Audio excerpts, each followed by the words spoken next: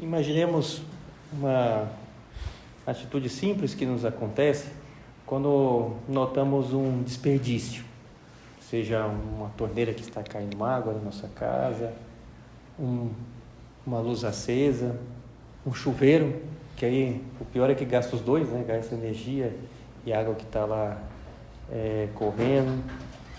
E o natural nosso diante de qualquer desperdício é um ímpeto normal. Deixa eu fechar essa torneira aqui, tá inútil aqui, desperdiçando uma água. Deixa eu apagar essa luz aqui, né?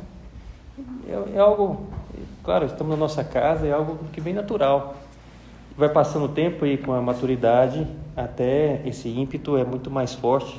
Se eu que pago a luz, eu vou querer apagar, né? Então, eu que pago a água e vejo que está caro, eu vou economizar e tal. Vem esse desejo porque nos comprometemos mais ainda com o tempo, se a gente que paga.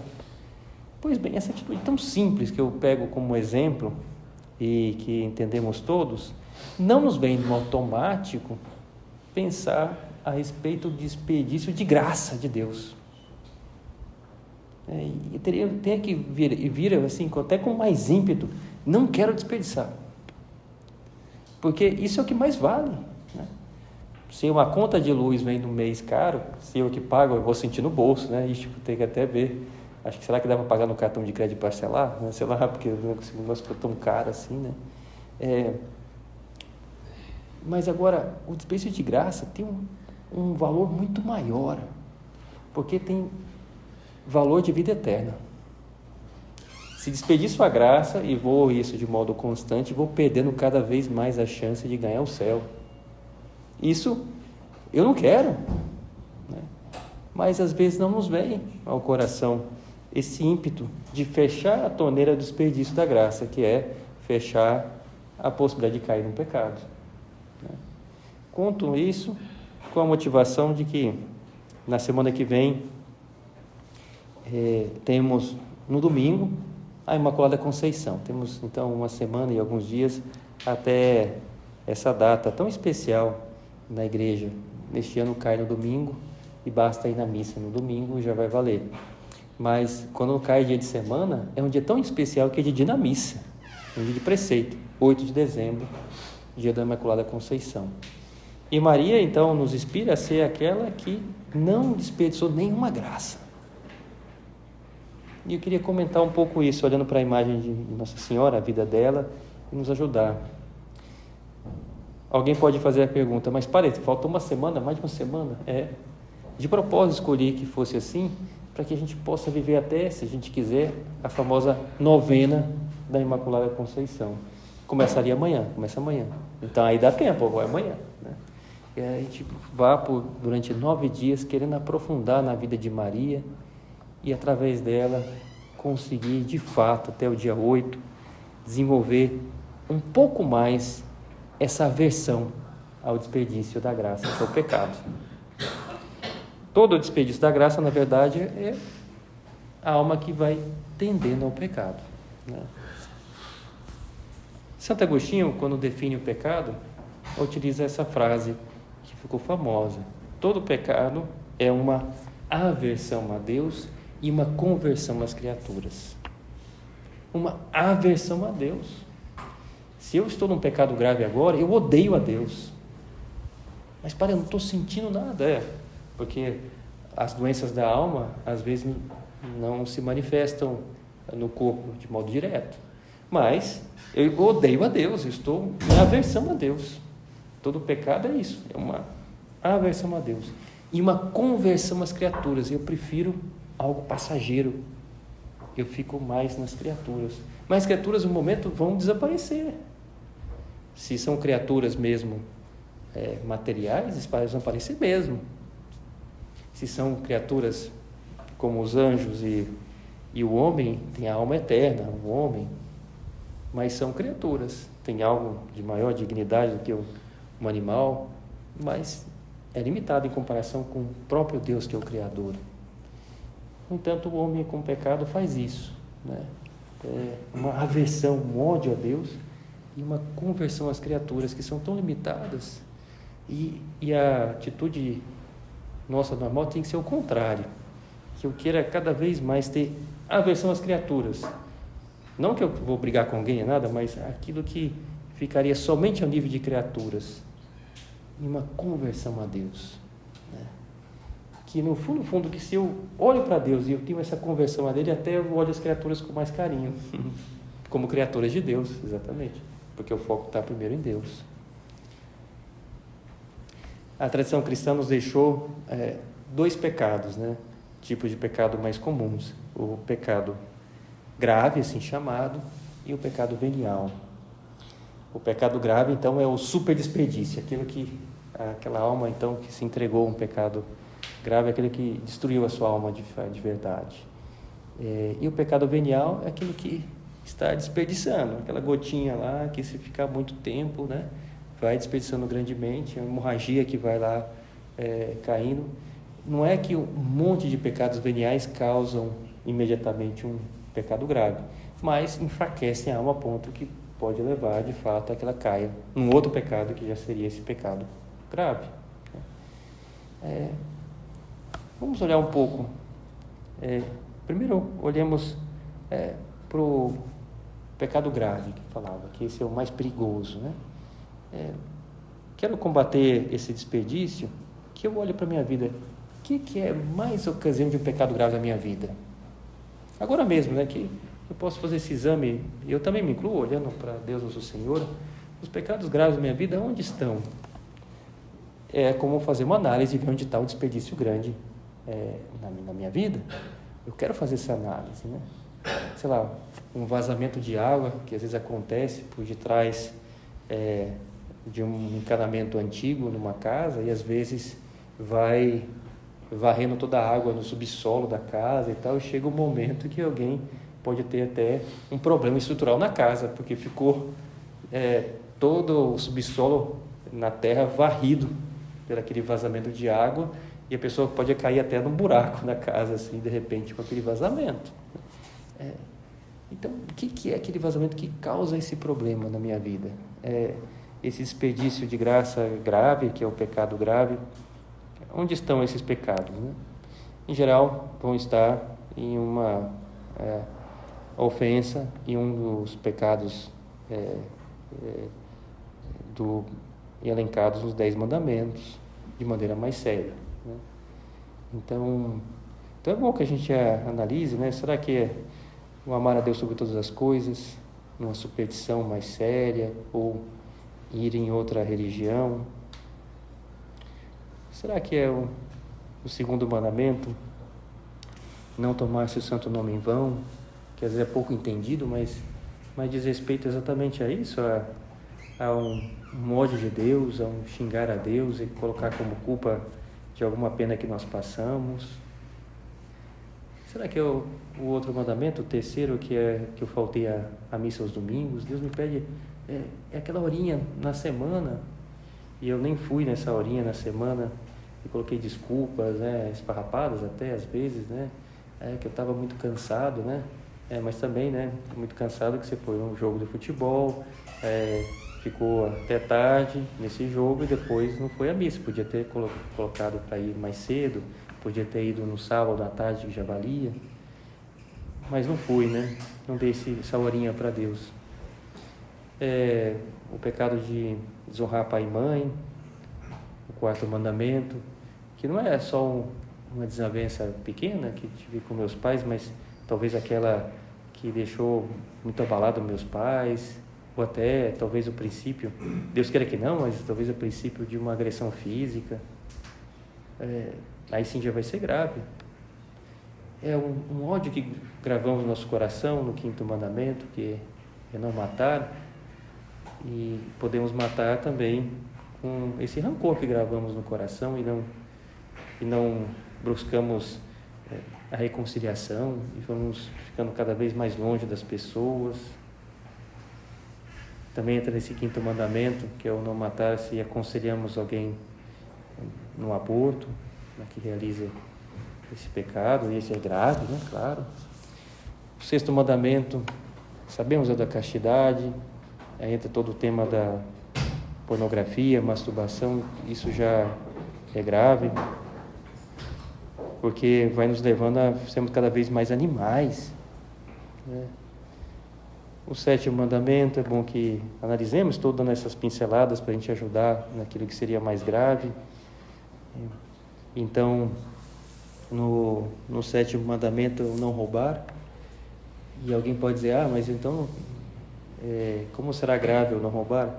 Se causamos um dano grande à pessoa, mesmo roubando pouco.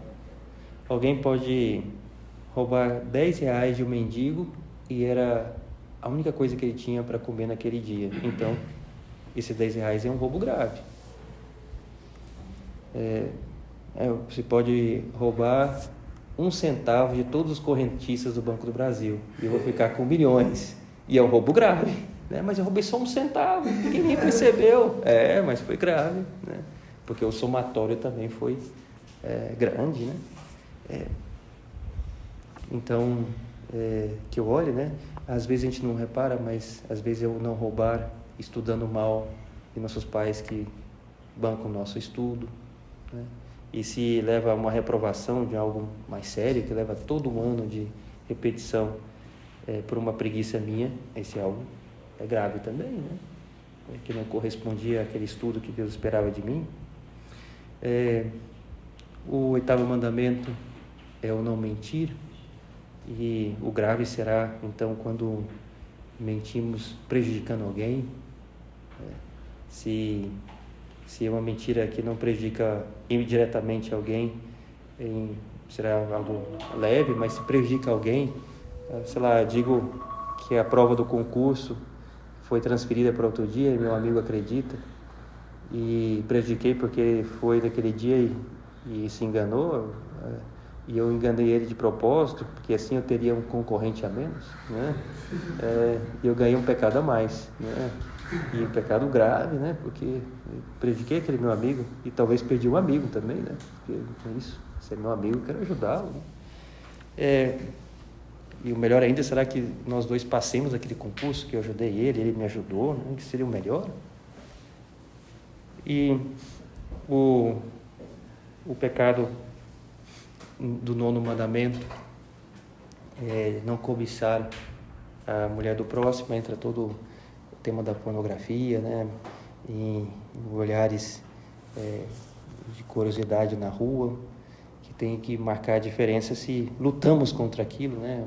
Um olhar rápido que a gente vence, então não seria grave, mas aquele olhar que eu fico muito tempo já seria um pecado grave. E por fim, o último pecado, pincelando rapidamente o pecado grave, que esse é o maior desperdício, é o da inveja, né? Não cobiçar as coisas alheias, o 10º mandamento, que é bom que olhemos também. Será grave quando aquilo modifica meu comportamento da inveja, que eu até trato mal aquele amigo pela inveja. Não é só uma breve tristeza por ver a conquista do outro e um batalhar para conseguir aquela conquista, que já seria algo bom, batalhar e conseguir, mas é aquela tristeza acumulada que vem até um desejo do pior para o outro e até batalhar para que o outro não consiga. Isso sim já será o pecado grave. Enfim, é bom que a gente olhe, esses são os principais desperdícios. Será que algum deles me acontece? Eu quero fechar essa torneira do desperdício. Em Maria não houve nenhum pecado grave, nenhum pecado na verdade. A Imaculada Conceição, Maria, na sua própria conceição, que é assim dito, no momento em que começou a existir no seio da sua mãe, que a gente sabe pela tradição que foi Santana, começou a existir no seio da sua mãe, Maria já não tinha nenhum pecado, já começou a sua existência sem nenhum pecado. Nós já nascemos com o pecado original, precisamos do batismo. Maria não tinha nada disso. E foi de graça em graça, aumentando cada vez mais, sem nenhum desperdício, então foi cada vez mais enchendo-se no amor divino. Isso que queremos. Há esses desperdícios maiores, o pecado grave, mas há os desperdícios menores que temos que cuidar, que são os chamados pecados veniais, o pecado leve. A grande dificuldade para o crescimento na vida espiritual é quando a alma diz o seguinte: não é grave, então posso continuar fazendo. É o chamado pecado venial deliberado. eu sei que é leve e exatamente por isso continuo. Né? É aquela preguiça, que eu sei que aquela está me prejudicando, mas sabe como é que é, né? Ninguém é de ferro, né? Tem que continuar, então, acordando tarde, a continuar ainda com aquela preguiça de ajudar em casa nas tarefas domésticas, né? E a pessoa vai se entregando àquela preguiça, né? É aquele pecado venial, que a alma se entrega e vê demais as séries e fica, então, prejudicando o seu estudo. Talvez a gula, em que não é grave, porque não cheguei a passar mal aí para o hospital e tal, mas sempre como, passando um pouquinho de desconforto, que eu comi demais, né? E aí leva eu trabalhar mais lento à tarde, porque comi demais, aí eu tenho que jiboiar, né? A jiboia come demais, aí tem que ficar lá, putz, não, tal. É um pecado venial, eu vou convivendo com ele, é o orgulho, né? Que leva a julgar demais interiormente as pessoas. Não é que eu trato de mal as pessoas, mas já vou julgando, aquele olhar julgador, né? Qualquer coisa julga as pessoas, já imagina que fez com requinte de crueldade, fez mal. Eu estou julgando a pessoa com o coração meu que está cheio de maldade, e julgo pensando que o outro também tem a mesma maldade. E às vezes a pessoa fez aquilo sem pensar, não foi com maldade nenhuma, e sou incapaz de pensar que isso aconteceu, porque o meu coração está desse modo. Então, é o pecado venial deliberado. Vou julgando mal e sei que estou exagerando o meu julgamento, mas eu continuo. A avareza de não emprestar alguma coisa que nós temos para o meu irmão que pediu, eu vejo que até seria bom para ele, vai ser bom que ele use esse tênis emprestado e tal, mas aí eu resisto, nem sequer ofereço nada de empréstimo, né? E fico acumulando as coisas, né? Que às vezes pode ser um pecado venial, né?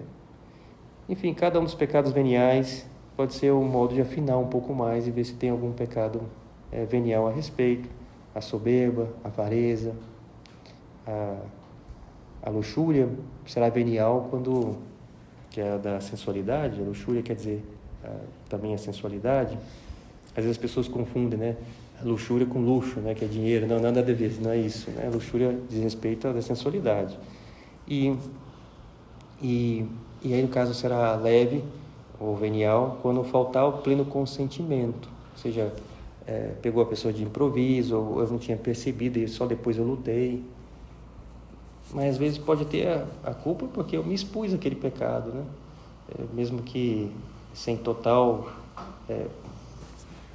deliberação, mas eu me expus aí naquele espetáculo que eu já suspeitava que era ruim, embora eu tenha não olhado nada e até saí talvez mais cedo daquela peça de teatro ou mudei a série que eu estava vendo, mas eu me expus um pouco, eu devia ter sido mais prudente, né? E não fui, né?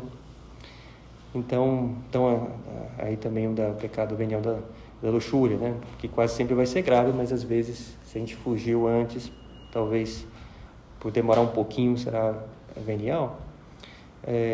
A ira, a gula, a inveja, a preguiça. Cada um desses pecados veniais são outros desperdícios que a gente olha, em geral, pode ter a sua vertente venial para a gente analisar. Que eu vejo, né? Será que tem esse desperdício, essa gotinha que vai tirando também a graça de Deus? E agora podemos pedir ajuda para Deus que nos ajude através de Maria, que eu queira recuperar toda a graça, com uma boa confissão, né? Recuperar com a graça, desejando evitar qualquer pecado, que aos poucos vá desenvolvendo o horror ao pecado, porque é esse desperdício que me impede a vida eterna.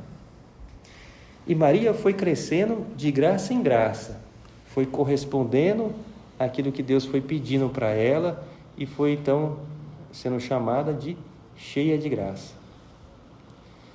Se a gente abre o Evangelho, encontramos exatamente assim o chamado do anjo a Maria. O anjo, quando aparece, Nossa Senhora para perguntar se ela queria ser a mãe de Deus, pergunta exatamente assim: ave, cheia de graça. Pergunta desse modo.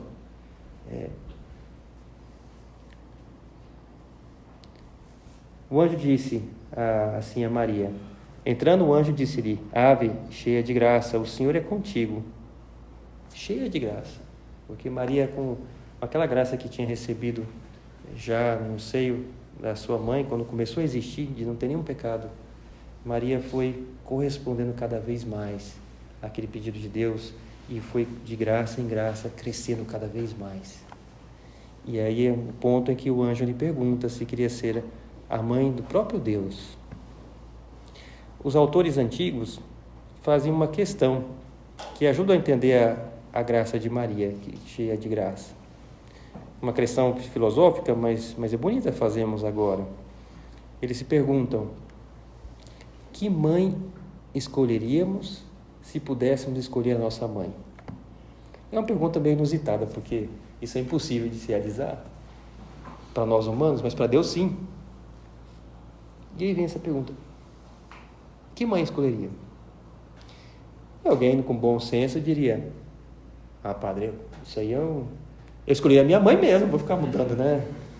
Mas eu colocaria muitas qualidades dessa minha mãe.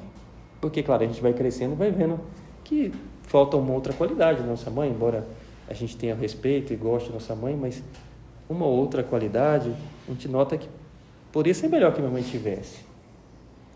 Então eu escolhi a minha mãe, mas encheria de muitas qualidades.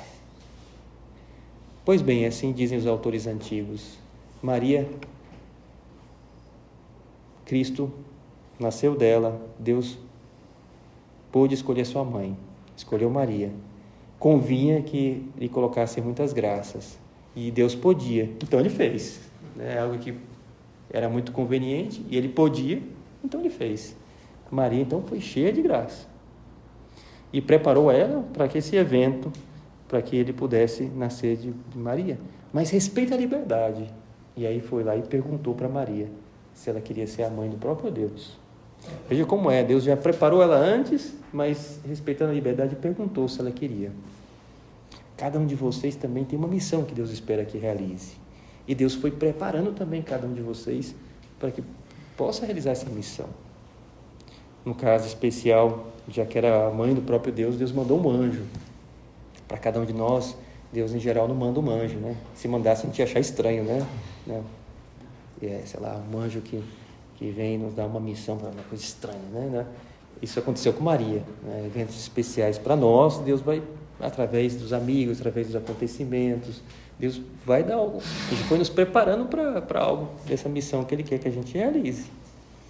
Para isso que eu corresponda às graças, sabendo que corresponder à graça é a maior aventura na vida do cristão. Isso é um ponto também importante. Se nós não desperdiçamos a graça e fomos crescendo de graça em graça, vamos experimentar a maior aventura. Há um comum pensar, às vezes equivocado em algumas almas, de pensar que a vida parece que tem que ter algum pecado. Parece que para ter alguma emoção tem que ter algum pecadinho, né? Porque senão a vida seria muito chata. Tem que ter alguma transgressão, de adolescente pelo menos, alguma coisa assim, que aí eu tenho a projeção do meu eu, assim, que eu faça alguma coisa, nem que seja fazer uma coisa errada, mas eu fiz, né? Tá aqui, eu fiz, né? Tal, né? E não é verdade. Na vida de Maria foi uma aventura maravilhosa e não houve nenhum pecado e desafios muito grandes. Imagina acordar de madrugada, sendo acordada para o São José, e falar que tinha que ir para o Egito, né? E assim, de repente, né? Já com o nascimento de Jesus em Belém, naquele improviso, que nasceu numa manjedoura, onde estavam os animais. Tudo bem, São José foi limpando o melhor possível, mas nasceu num improviso. E aí, de repente, acorda de madrugada, olha, vamos lá, tem que ir correndo e tal, e vai para o Egito, né? E não sei, a Escritura não diz como é, mas muito provavelmente São José acordou Nossa Senhora, olha, vamos ter que viajar e tal, vamos embora e tal. E aí, quando estavam saindo, é que ele fala, é para o Egito, né? Como é que é? Eu pensei que era para voltar para casa, para Nazaré e tal. Porque, claro, às vezes tem que fazer um negócio rápido, você vai avisando aos poucos, não dá tempo para explicar tudo, né? E aí Maria foi nessa aventura. Pô, e aí cuidar de uma criança recém-nascida num lugar que não conhece, não sabe o idioma, e tá lá, né? E São José que vai nessa aventura também, e achar um emprego, e conseguir sustentar a família. E até dá para ver que São José era brabo, o cara era bom mesmo, porque você vai para um lugar distante e não consegue sustentar a família assim de repente, sem os seus instrumentos, né? Ele foi de viagem para lá, não levou a sua oficina, as coisas que ele tinha. Então, começar do zero, provou o seu valor desde o começo, vendo que ele tinha habilidade, e as pessoas foram convidando ele para fazer trabalhos e tal, e ele começou já a ter a sua clientela lá, de maneira que talvez quando ele voltou de volta para Israel, talvez alguns até lhe ofereceram, fica mais aqui, a gente paga o dobro, não sei o que e tal. Não, mas agora eu vou, a minha missão, volto para Israel. E assim, né, uma aventura de amor a Deus, né, que não houve nenhuma transgressão, nenhum pecado, mas foi uma super aventura. Por isso que eu gosto de dizer que o cristão é o maior revolucionário, porque ele se revolta contra o pecado, se revolta a moda, o modismo, né? Todo mundo está fazendo, então eu tenho que fazer, mas todo mundo está fazendo errado, eu não vou fazer aquilo que eu julgo que é certo, aquilo que me toca o coração, aquilo que Deus me chama, mesmo que todo mundo esteja pensando o contrário. Na engenharia, eu nunca me esqueço, uma prova, acho que eu já contei aqui alguma vez, uma daquelas provas super difíceis, assim, que o professor colocava, e às vezes dava raiva, porque tinha professor que fazia o seguinte, colocava lá a primeira questão e dizia, usando os resultados da primeira questão, faça, então, aí colocava a segunda questão. Aí depois, usando o resultado da primeira e da segunda, faça a terceira. Se você não sabe fazer a primeira, aí você fala, estou frito, não sei fazer nada dessa prova. Aí você começava a ler e tal, como é que faz e tal. Aí chega o momento, vinha aquela ideia, não. Então, supondo que o resultado é A, aí você já faz a B, né? Aí você começa a fazer a B, pelo menos eu faço a B, né? E aí, putz, aí eu não consegui também fazer direito. Aí você faz a terceira. Supondo que era B, o resultado da segunda, você tenta fazer a terceira, né? Tá, eu vou entregar alguma coisa lá, que eu não sei o que deu, né? Sei que no final de uma dessas provas, uma daquelas questões, às vezes o resultado era uma expressão algébrica, ou às vezes era um número. Naquela questão concreta, super difícil, era um número o resultado. E era mais difícil daquela prova. E aí todo mundo foi saindo, e era uma questão que valia muito ponto, e o pessoal ficou lá esperando. E num canto assim distante da sala, o pessoal perguntava, e aí, quanto deu essa questão? Né? Aí um falou, 28, e o outro falou, 28, pô, então... Aí foi indo, todo mundo foi falando que tinha dado 28, só que o melhor aluno da sala estava fazendo a prova ainda, né? Aí todo mundo resolveu esperar, vamos esperar o cara chegar, né? Todo mundo está dando 28, pô, beleza e tal, um outro cara quis ir embora, acertei a prova, passei e tal, mas a maioria ficou lá esperando, né? Aí quando saiu, o cara saiu por último, o professor saiu junto com ele, assim, e o cara saiu por último, todo mundo foi correndo lá, assim, quanto deu essa questão? 32. O cara... Não, aí todo mundo foi correndo atrás do professor. Professor, qual que é o resultado? O cara aqui, nós deu 28. 32. Né?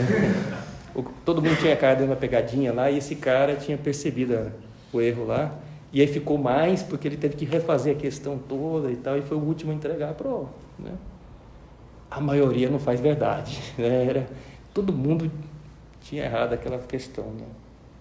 Bendita questão, aquela questão. Mas enfim, o cristão é esse, ele não deixa se levar pelo modismo, pela maioria.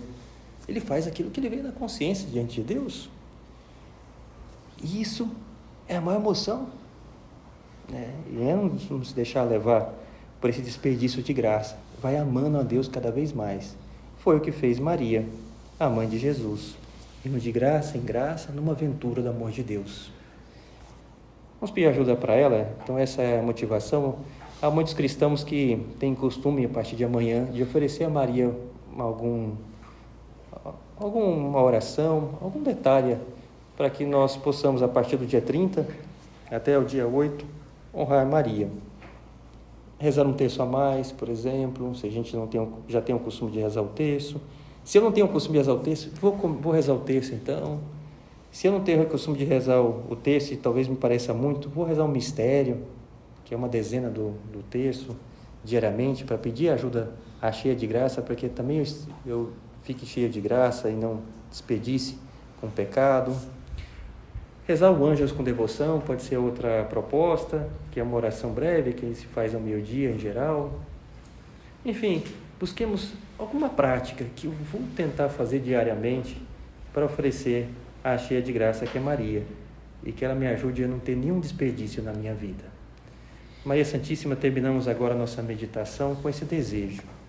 E vai se cumprir aquilo que São José Maria gostava tanto de dizer a respeito da Senhora. Antes, sozinho, não podias. Agora com ela, com a ajuda de Maria, que fácil.